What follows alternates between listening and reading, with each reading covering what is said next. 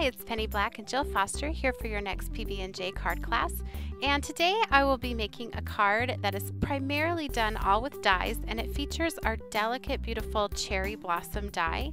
And before I begin, I'm just going to pop up real quick all of the supplies I'll be using to create this card, and I will put this back up on screen at the very end of the video, so if you want to look at it in more detail at that time, you can just hit pause and it will be there for you.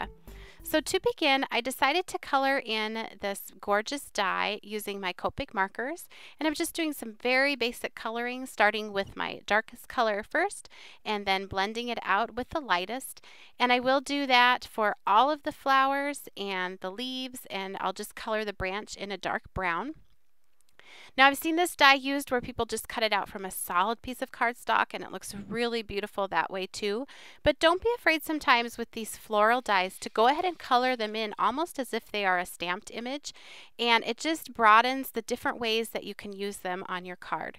So while I finish up this coloring, I'm just going to pop up a little music and I will be back in just a bit.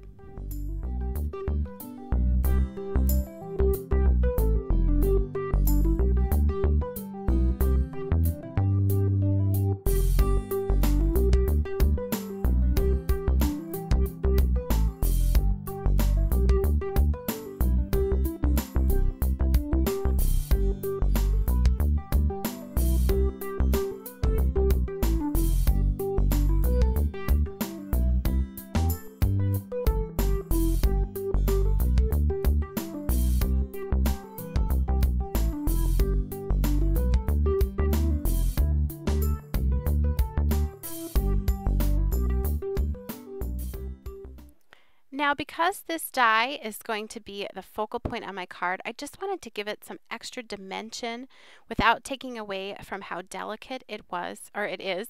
So I cut it again just from white cardstock, and I'm just gluing the colored one directly on top, and it just sort of thickens it up and gives it this really beautiful look, sort of like an embellishment.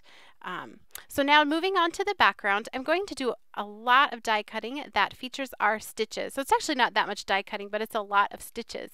So to create the borders on each side of this card, I'm using our creative die called Rows of Stitches, and here's what it looks like. And I just positioned it onto one side of my card and ran it through my die cutting machine. And then once that was done, I popped it over to the other side and I held it with a little piece of washi tape so it stayed in place, and then ran that through my die cutting machine. Now to accentuate those beautiful delicate stitches, I'm going to do some inking right on top, and I'm going to do this with Memento inks, applying them using a sponge dauber, and I'm using the first color here is Angel Pink. And what I'm looking to do is match up this background to the coloring that I did on those cherry blossoms.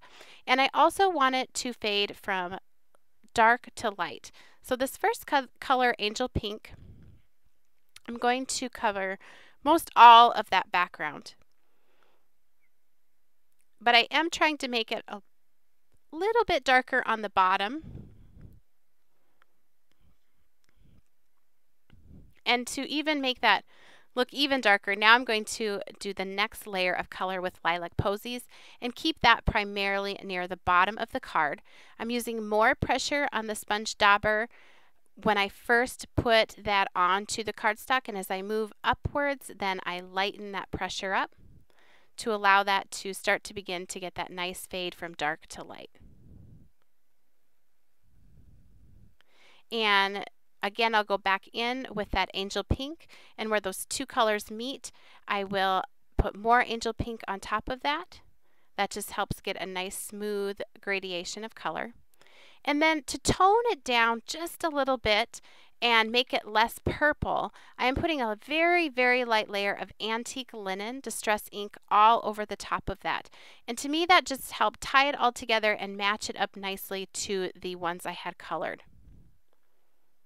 Now for more stitching, this panel I cut using our Stitch Stackers creative die set, and I like to do the cutting before I apply my inks. That way I can accentuate that stitching with the inks. The first color I'm putting on here is Memento Bamboo Leaves, putting it around the outer perimeter of the card and very, very lightly towards the center.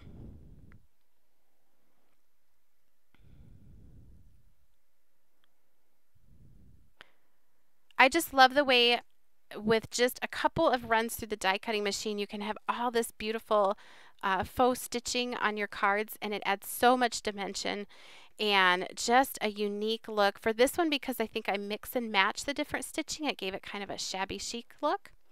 Now for the center of this inked panel, I'm going to add a very light layer of cantaloupe, and when I first put that sponge dauber down, I'm using a very light pressure so I don't get sort of a blob of ink right in the middle. I'm just using a very light pressure in that circular motion so that it just gives a glow to the center of the panel. And I'm blending that in, going back over things with the bamboo leaves, sort of overlapping into that area of yellow. And to darken up the outer perimeter even more, and mostly towards the corners, I'm going to do some, or add some Olive Grove Memento ink. And I chose this style of ink mainly because these were the colors that I felt matched the coloring that I had done on the Cherry Blossom die cut. But you could use any types of inks that you like to do your background inking with.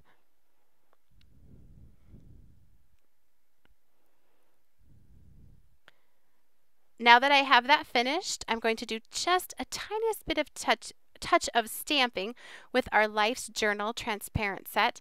I think this adds kind of a vintage touch to this design, and I'm stamping this in my stamp positioning tool, and I'm going to stamp it with the Bamboo Leaves ink, the same color that I used for the background, and that will give it kind of a tone-on-tone look. And I'm doing this in the stamp positioning tool just so I can do a couple of layers of ink to darken things up. So I can stamp one layer, and if it's not quite dark enough, then I can add a little bit more, but it helps that you can use a lighter color and add a couple of layers instead of going too dark right from the beginning.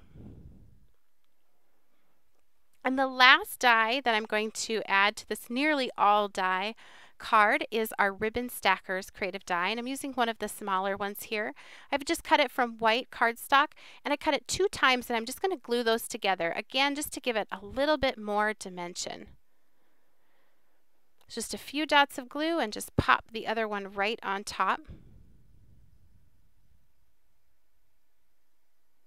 And now that green panel, I have backed that with foam squares.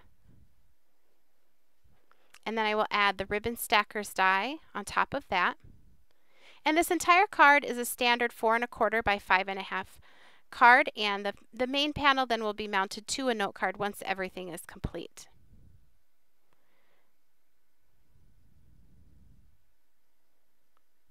Next, I will add this Cherry Blossom.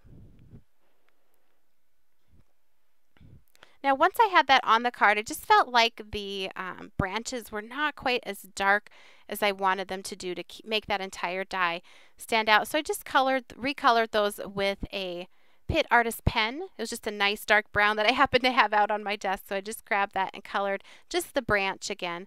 And now I'm adding some glue to the Cherry Blossom. And I can position that over the ribbon stackers and onto that green panel. And this is a really fun layout that you could even use do the same backgrounds the same, but then use any of your favorite flower dies and mix it up and add those to the center of the card. So once all that was dry, here's a look at the finished card. I thank you so much for watching. If you enjoyed today's video, please be sure to give it a thumbs up and subscribe to our YouTube channel. You can also connect with Penny Black on Facebook, Pinterest, Instagram, Twitter, and on our website and blog. And I'll be sure to link you to all of those down in the YouTube description box below. And if you stay tuned here at the very end, I will put up the supply list that I promised, including the Copic colors that I used to color the Cherry Blossom die. Thanks for watching.